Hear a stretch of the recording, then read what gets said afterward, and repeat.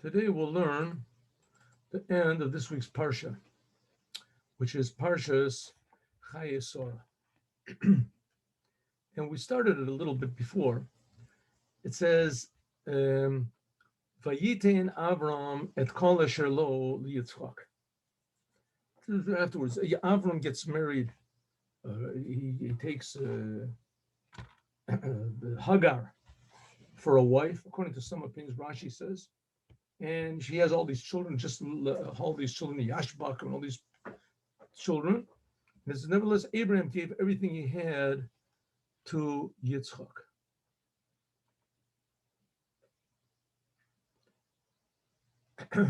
So what does it mean he gave everything? What exactly did he give to Yitzchak? Let's just look at the next sentence and we'll see. And to the sons of the Pilagshim, and if you look in the Torah, it's written without a yud here. So it says Pilagshim, Pilagesh. In other words, he had one, common law wife, they call it. And that was Hagar, same, the mother of, excuse me. Oh, I'm sorry, this is not working. This is the mother of Yishmael. Yeah. He took her and he gave her gifts.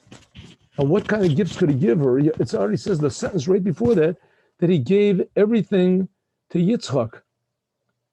So what type of a gifts did he give? So let's see, there's a nice, beautiful here, Kli Ykar, that we'll look at that in a moment. So he said he gave them matana. What did he give them? Al derech hapashad, it seems this is a Ramban. Abraham said, Abraham received the message from God that even though he had children, but in Yitzchak was going to be his children. In other words, Yitzchak, he was going to be the continuation of the Jewish people. The Pelagshim, or the Pilegish, whatever it was, they weren't really considered to be his wives, because Ein Zaron B'Yorshim, in other words, their offspring can't really inherit. They're not officially his wives, and therefore the children aren't sort of like officially his sons. Ki Hagar Shifchat Sora, Hagar was the common law wife. She was the servant of Sora. She was the common law wife of Abraham. Of a Keturah, the Rambam says it was the Isha Lakach Lo. Now, if we remember, we learned yesterday that Keturah was the same woman as Hagar, but Hagar was an idolatress. And that Keturah showed that she changed herself. She changed herself. Then her deeds became like Lakach Lo. Ve'im hayata shivcha bebeito v'lakcha lepilegesh lo hayata omer v'yikach isha u'shmo Keturah. So it must be that it's a different lady that he took over there. Like I explained over before in Chronicles. It says, B'nei Keturah Pilegesh Avram. It says, Avram took her as a wife from the daughters of Canaan. So if you want to say that she was a Mitzrit or from Plishtin, then Lo Shalach El Artso El Moarato. He didn't send her away like he did to his own land. She would go back to where she came from. Ki enenu shomer rak zera Yitzchak. The only one he would really be protecting was Yitzchak.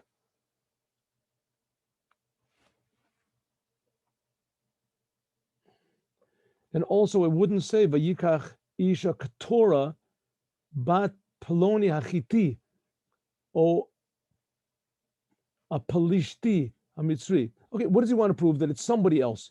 Keturah, that is, nevertheless, he gave everything that he had, he gave to Yitzchak. Okay, what were the gifts? So remember we learned yesterday? The gifts were that Pharaoh gave to Avram when he took Sora. So Avram didn't use these things. Didn't use these. Okay, the Malbim has a little bit of a different explanation also.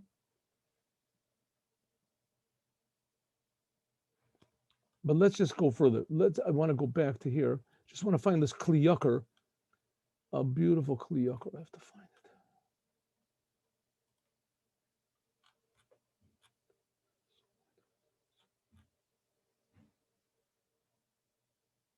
So it said Abraham gave everything he had to Yitzchak. Says the Kli Ykar, Havir nachala mikol banav, kikach ratzta Sora.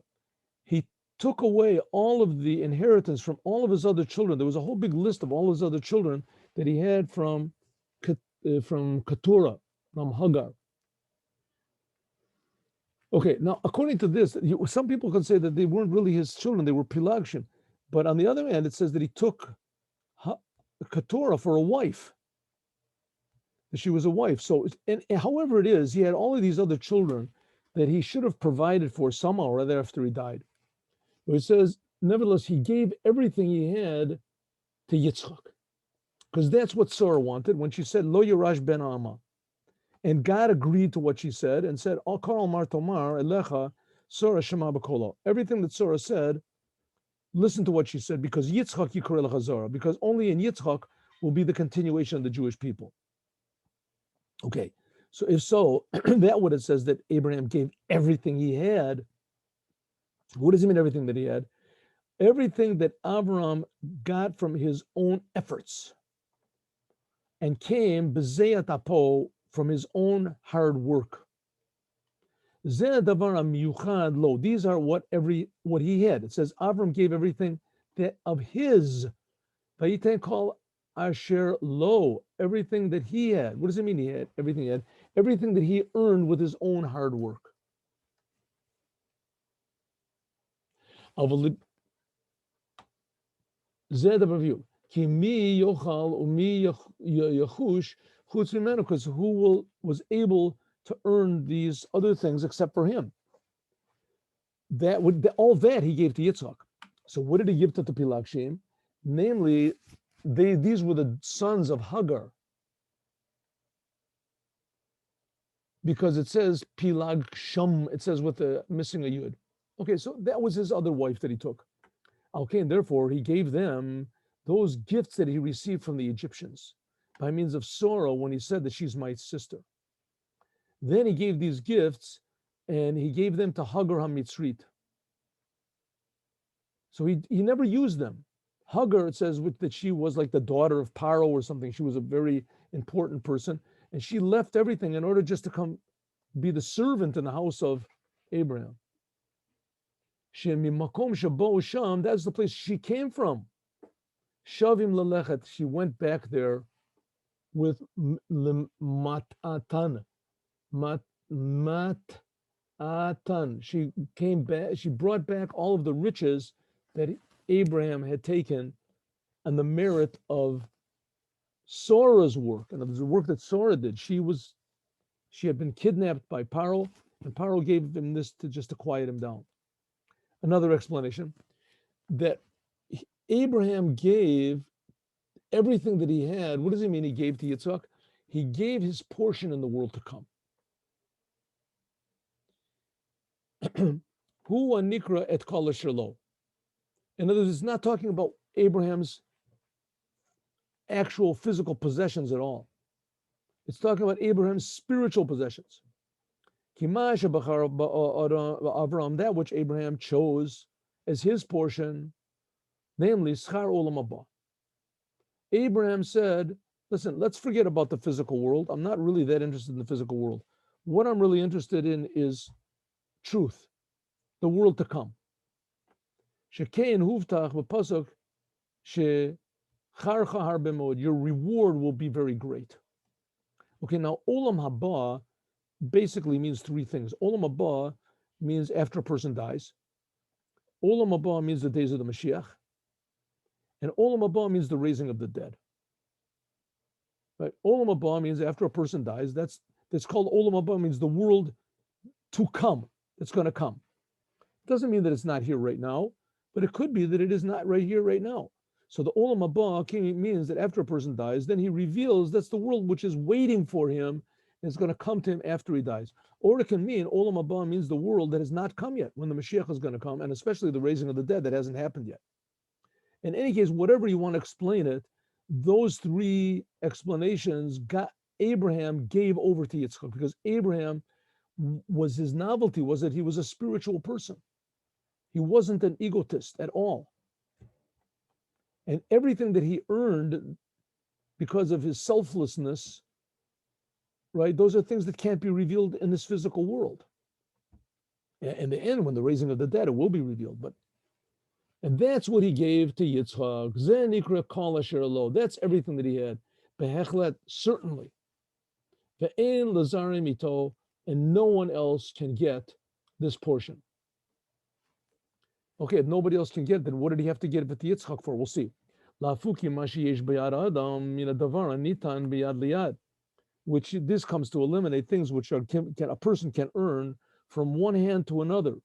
Money, a house, fame. Eino shalo, these things are not really his.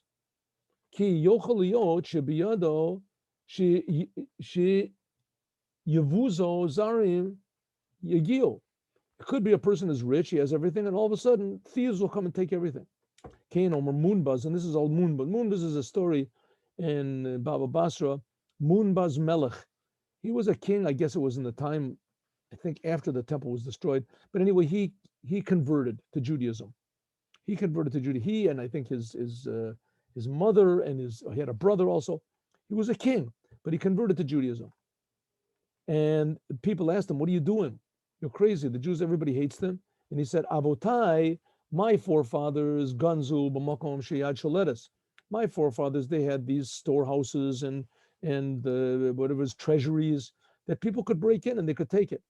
Ani ganazti, but I put all my treasures, B'makom Sheyad Sholetes. I put my treasures in a place where no hand can reach. In other words, Otsri Munach L'Olam Haba. It's a spiritual riches.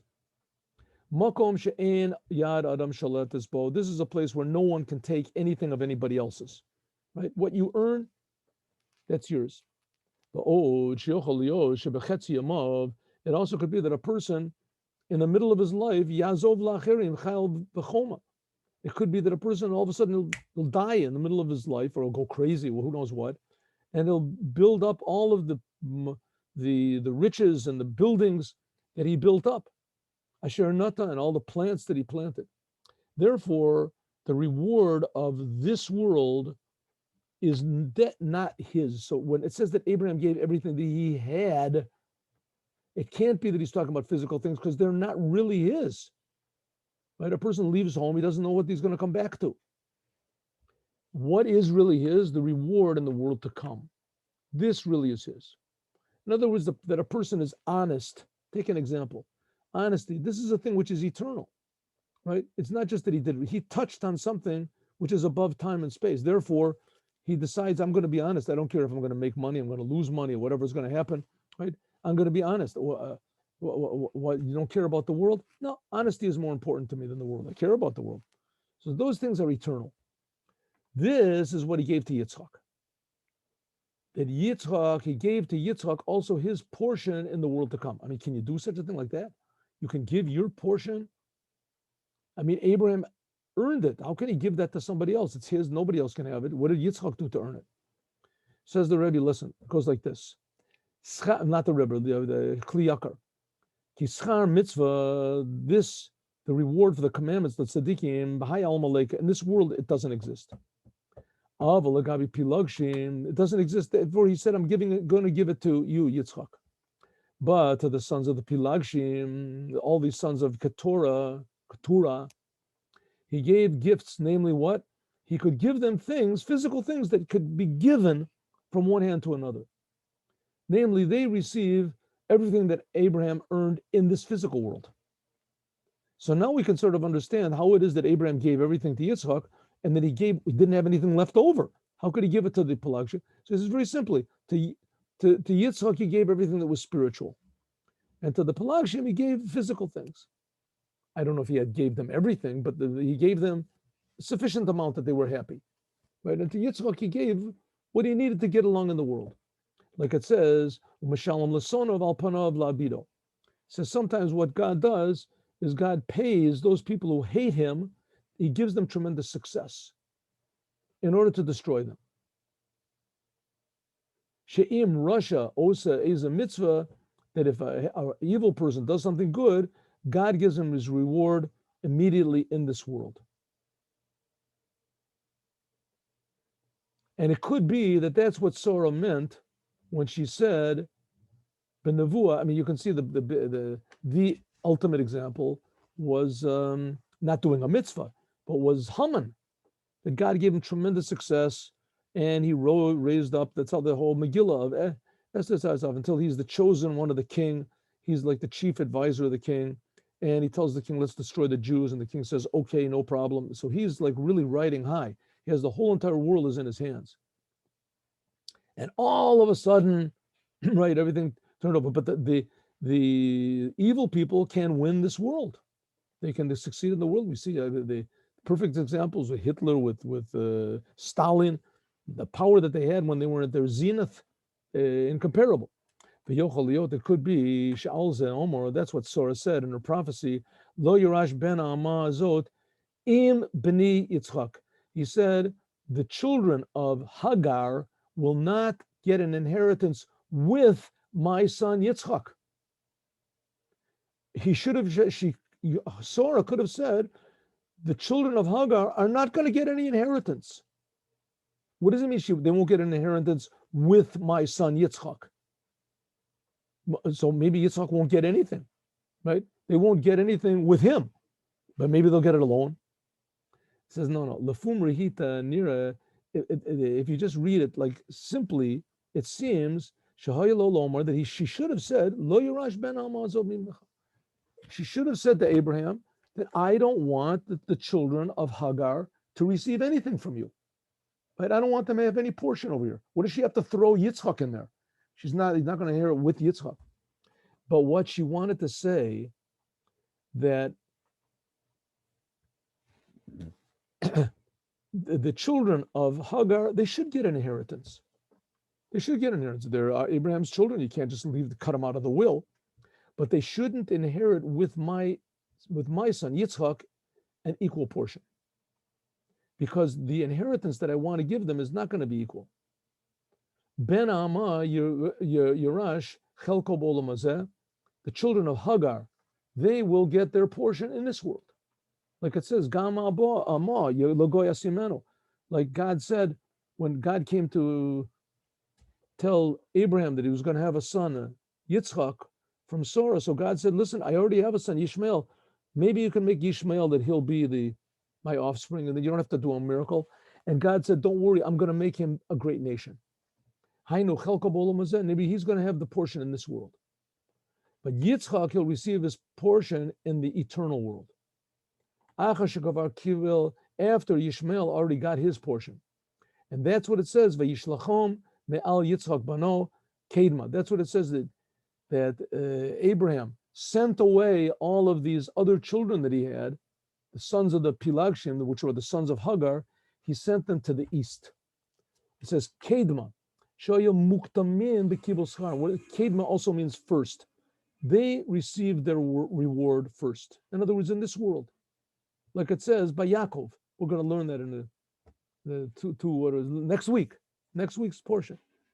It says when Yaakov was born, it says Yodo Ochezed Ba'akev Esav. Esav came out first. They were twins, Yaakov and Esav. Esav came out first, and Yaakov was holding on to his heel. Sheyad Memshalto Yochaz Besof Gvulo Shel Esav. That when will the Jews, Yaakov, when will they begin to receive what they deserve? At the heels of Esav. Hanirmaz Be'akev Shu Sofa Regal. It's the end of the foot, telling us that after that finishes the regal ga'avoso, will finish the occasion of the ga'oso, mean shuk, ba'olam hazeh. After it finishes his highness and the rulership in the world, in this world, then will begin Yaakov to rule. So it'll come the Esav Mukdam Bekibul Schar. I mean, actually, I'm reading this for the second time, and I'm starting to understand this something also a little bit. I mean, it's just me and you learning. So, and this thing and going in America, I was really sort of keeping up on it, and I was very enamored with Trump. A lot of the religious Jews were. They made big, because Trump talked about God and Trump had principles, and not so much about Trump. I mean, Trump was a very unique person, but his opposition, they're terrible. I mean, they're just really destructive, murderous, vituperative liars, cheaters, terrible. I say there's a thing called Machiavellian. Machiavellian means Machiavelli was a famous, what is it, a Italian statesman or something. What is it, 400 years ago or something? And he wrote a book called The Prince. The main thing was, he said, you can do anything to rule. You can cheat, you can lie. The main thing is to rule. You can cheat, you can lie, you can kill. And he explained, I never read the book, but that's called a Machiavellian. That's what these people are. So this is sort of what it's saying now. I mean, really, if these people really rule over America, then it's basically the end of the normal world as we know it.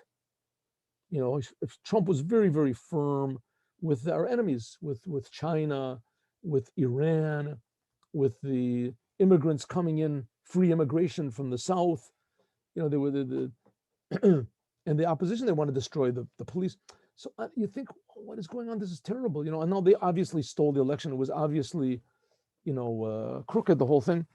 So you start to think, what's going on? Well, here it says, only after all of the non-Jews finish their rule in the world, then the Jews can start to rule.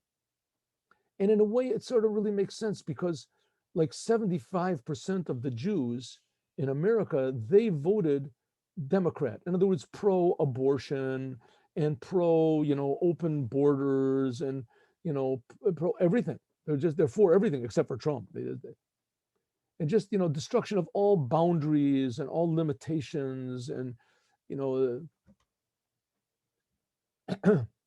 it ends up that the whole world is just living in fear of this corona, just total confusion. So on one hand, you can say, oh, this is really awful.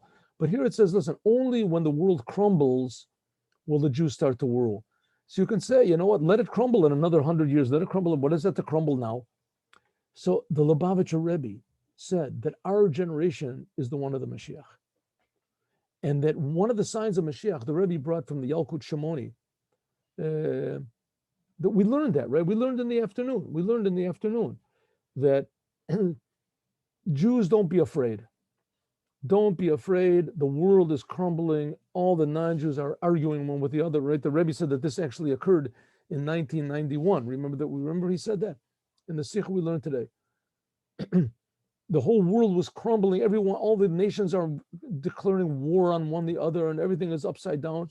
And all of a sudden, that was when the Saddam Hussein was shooting missiles, and he was.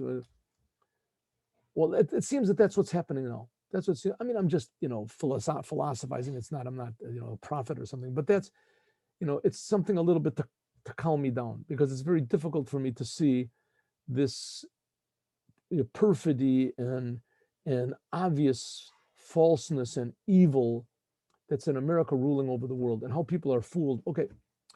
So that's what it says. When Esav finishes, Yaakov is holding onto his heels. And it's the same thing also now with the Pilagshim, that first of all, he sent them Kedma. Kedma means they received their reward first. Lagdimum, they received the reward first in this world. And what do they get? Physical things. And this excludes the reward of the world to come. To get pleasure from the ray of the Shekhinah, so there you can't give that to one person or another. That's okay. That's the Kli Ykar, right? Who is the Kli Ykar? By the way, he lived like about 400 years ago. The Kli Ykar, and it was in in Prague, I think he was. Let's see. 1 second. He lived in Prague. What was his name? Lutvich or something. Lutovich. Here, let me just find it out one time. Here, the Kli Ykar. Torah.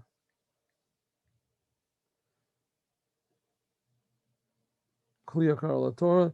This was Rabbi Ephraim Malunchitz, that's his name. Rav